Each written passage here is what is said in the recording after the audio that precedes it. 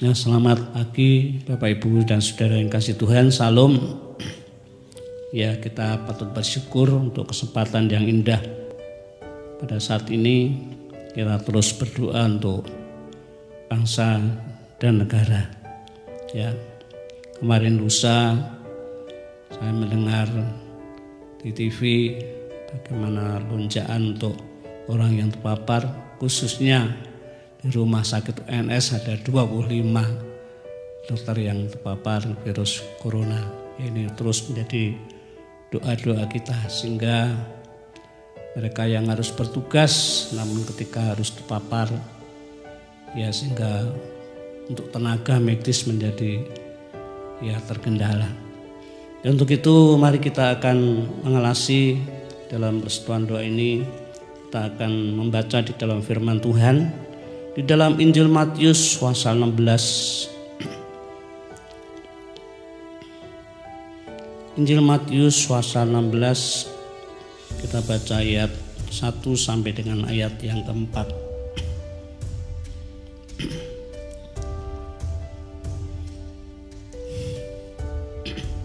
Injil Matius pasal 16 ayat 1 sampai dengan ayat 4. Demikian firman Tuhan. Kemudian datanglah orang-orang Farisi dan Saduki hendak mencobai Tuhan Yesus. Mereka meminta supaya ia memperlihatkan suatu tanda dari surga kepada mereka. Tapi jawab Tuhan Yesus, pada petang hari karena langit merah, kamu berkata hari akan cerah. Dan pada pagi hari karena langit merah dan redup, kamu berkata hari buruk. Rupa langit kamu tahu membedakannya, tetapi tanda-tanda zaman tidak.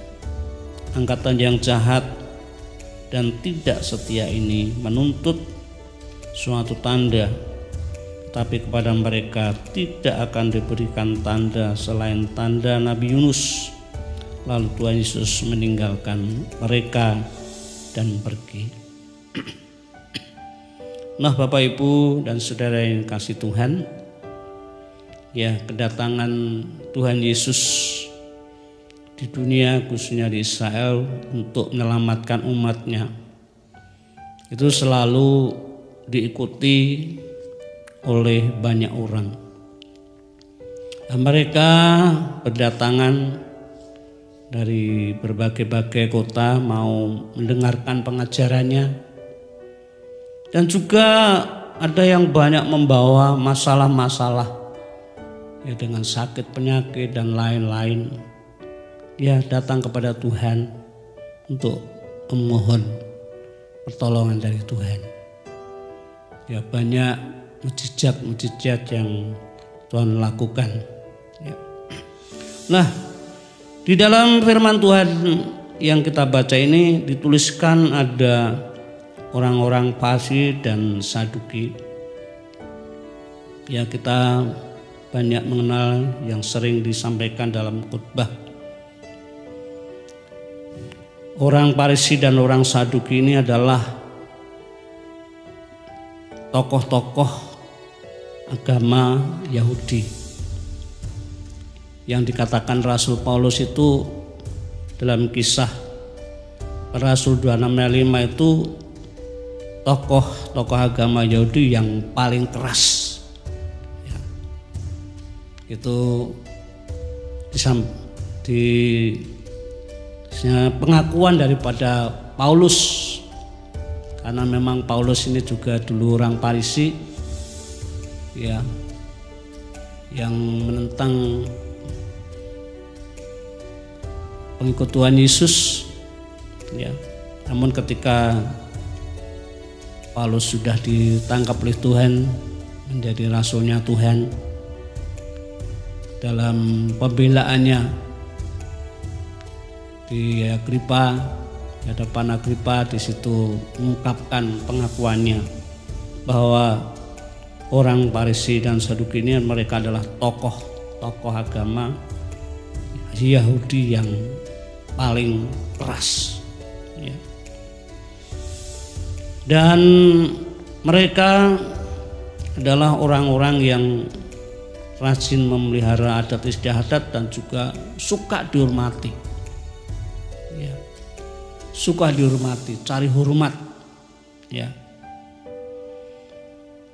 Nah, di sini dalam firman Tuhan mereka datang kepada Tuhan Yesus ya bukan untuk ya mempercayai ya untuk mempercayai Tuhan, bukan, tapi dikatakan hendak mencobai Tuhan Yesus. Ya. Ya, ini kata-kata mencobai ini kata-kata yang kurang menyenangkan ya. Tidak baik ya. Mereka datang kepada Tuhan Yesus bukan untuk percaya mengikuti Tuhan, tetapi hendak mencobai Tuhan Yesus. Dan kita melihat bagaimana dalam hal mencobai Tuhan Yesus, sikapnya di situ ia meminta, bisa dikatakan menyuruh, supaya ia tuh melihatkan suatu tanda mujizat. Ya. Inilah orang-orang Farisi dan orang Saduki. Ya. Ini membuktikan bahwa mereka itu adalah pemimpin-pemimpin yang tidak menjadi contoh teladan, ya, pemimpin-pemimpin yang sombong, yang angkuh, dan mereka merasa paling benar sendiri. Ya. Mereka merasa paling benar sendiri. Ya. Itu disampaikan oleh Tuhan bagaimana yaitu karakter daripada orang Farisi ini. Ya. Dia memandang Tuhan Yesus ya semata-mata seperti ya menyuruh untuk ya memperlihatkan darusnya seperti tukang sulap saja. Ya. Jadi tidak mau menghargai. Bukankah Kristus itu adalah yang diutus Allah? Ya. Dia adalah kebenaran yang punya kuasa begitu luar biasa. Namun tokoh-tokoh yang orang-orang Farisi ini datang untuk mencobai dia. Ya. Nah, Bapak Ibu yang kasih dalam Tuhan, orang-orang Farisi ini ya membuktikan bahwa mereka itu adalah pemimpin-pemimpin yang sombong, angkuh, yang merasa paling benar sendiri. Ya. Itu diungkapkan Tuhan Yesus. Kita baca di dalam Lukas 16 ya. Di dalam Injil Lukas pasal 16 ayat 15 itu.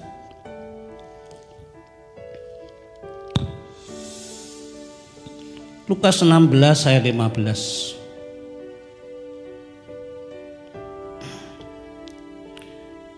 Lalu ia, ya Tuhan Yesus berkata kepada mereka, kamu membenarkan diri di hadapan orang, tetapi Allah mengetahui hatimu. Sebab apa yang dikagumi manusia dibenci oleh Allah. Jadi sifat orang-orang Farisi ini benar-benar ya sifatnya memang merasa pinter, merasa paling benar sendiri. Ya cari hormat ya. Itulah yang disampaikan Tuhan Yesus bagaimana sifat daripada orang Farisi ini. Namun Tuhan ya Tuhan senantiasa ya membenci kepada orang yang hanya orang yang ingin supaya dikagumi dunia. Nah, di dalam Matius 16:2 ini, di dalam ayat ini Tuhan itu memberikan suatu julukan. Julukan kepada orang Farisi dan Saduki ini, mereka adalah pemimpin-pemimpin ya, dalam Matius 16 ayat 2 dan 3. Tapi jawab Tuhan Yesus, pada petang hari karena langit merah kamu berkata hari akan cerah, dan pada pagi hari karena langit merah dan redup kamu berkata hari buruk. Rupa-rupa langit kamu tahu membedakannya, tetapi tanda-tanda zaman tidak. Ya. Dikatakan oleh Tuhan Yesus, ya, mereka tahu bagaimana membedakan tentang langit, tentang keadaan buruk dan tidak. Tanda-tanda zaman dia tidak tahu. Ini merupakan pemimpin yang buta. Ya. Bisa dikatakan sebagai pemimpin yang buta. Ketika orang Farisi Saduki ini dikatakan sebagai pemimpin-pemimpin yang buta, ya bagaimana ya bisa menjadi contoh, bagaimana bisa menjadi teladan, bagaimana bisa menjadi panutan ya, yang baik, yang bisa membawa kesejahteraan. Saya kira ini tidak mungkin ya. Ketika orang-orang Farisi dan Saduki ya dikatakan sebagai pemimpin yang buta, ya tidak tahu tentang tanda-tanda zaman, ya Tuhan Yesus ya menganggap sebagai pemimpin yang buta, tidak bisa menjadi contoh, tidak bisa menjadi teladan panutan yang baik. Bagaimana kalau pemimpinnya buta untuk dapat yaitu menjadi panutan bagi rakyat pada saat itu? Saya percaya orang-orang pada saat itu pasti akan sangat ya berat ya, sangat tertekan ya, karena mereka memang sudah terbentuk dengan cara kehidupan yang keras. Kalau dia tidak dihormati, mesti akan bertindak sesuatu yang bengis, yang kejam kepada orang lain. Ya. Nah, Bapak Ibu yang kasih dalam Tuhan, Tuhan Yesus mengatakan dalam ayat 4 ini, mereka adalah angkatan yang jahat, yang tidak setia. Angkatan yang jahat, yang tidak setia. Ketika tahu tentang hukum Taurat, tahu tentang firman Tuhan, namun dia tidak melakukannya. Ya, tidak melakukannya. Bahkan senantiasa menggagahi kebenaran firman Allah ya untuk kepentingan dirinya sendiri, ya menginjak-injak orang lain, tidak ada kasih, ya meremehkan Allah. Ya. Maka Tuhan itu yaitu mengatakan mereka adalah angkatan yang jahat dan tidak setia. Ya, kalau saya ya kata-kata ini seperti disampaikan di dalam kitab Hakim-Hakim kepada orang-orang Israel saat itu, bagaimana ketika Tuhan sudah bebaskan mereka dari perbudakan, namun mereka tuh melupakan perbuatan-perbuatan yang ajaib, Mereka meninggalkan Tuhan. Mereka menyembah kepada para Baal di Kanaan. Ya. Mereka sudah tidak ingat akan Tuhan yang sudah menolong, melepaskan mereka dan menuntun mereka. Tuhan katakan sebagai angkatan yang jahat. Nah, orang Farisi yang tahu akan firman Tuhan dikatakan angkatan yang jahat dan tidak setia, yang menuntut suatu tanda, tapi kepada mereka tidak akan diberikan tanda selain tanda Nabi Yunus. Tuhan mengecam mereka sebagai angkatan yang jahat.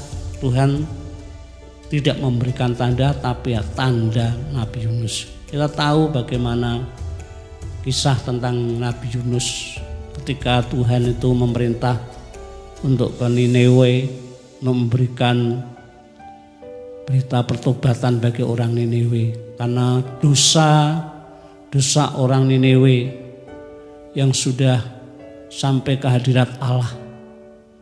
Ya, maka Nabi Yunus saat itu diutus oleh Tuhan untuk memberitakan pertobatan bagi orang Niniwe.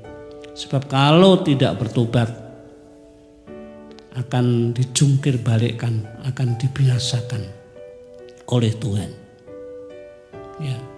Namun kita tahu bagaimana Nabi Yunus ketika diperintah berangkat, tapi bukan berangkat ke Tarsis, bukan berangkat ke Niniwe, tapi ke Tarsis, jauh dari hadapan Tuhan. Mau biaya dengan naik perahu, tapi kita tahu bagaimana ketika Yunus jauh dari Tuhan, di situ Tuhan mengadakan suatu badai yang besar menimpa Yunus, sehingga perahu itu diguncangkan dan Yunus diundi, dilemparkan ke laut. Dan saat itu di laut dimakan oleh ikan yang besar. Di situ Yunus sadar. Yunus sadar apa yang dilakukannya. Ya. Dia mengakui segala dosa-dosanya. Dia minta ampun Tuhan. Di dalam tekanan di perut ikan, membuat sadar, Yunus sadar dia diperintahkan Tuhan, tapi tidak setia. Diperintahkan Tuhan, tapi tidak taat. Ya, digolongkan sebagai yang jahat. Ya. Nah, orang Farisi dan para Saduki ini Tuhan ya anggap sebagai suatu angkatan yang jahat dan tidak setia.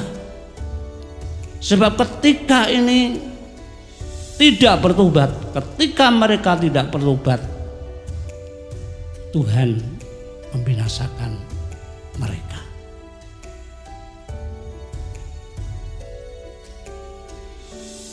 Nah, Bapak Ibu dan Saudara yang dikasihi Tuhan,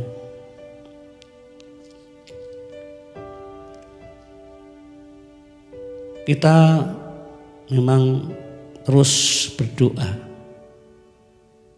untuk pertobatan, yaitu bangsa kita. Kita tahu seringkali ada tokoh-tokoh atau pemimpin-pemimpin yang tidak ada bedanya dengan orang-orang Farisi dan Saduki. Sebagai tokoh-tokoh agama yang paling keras, ya,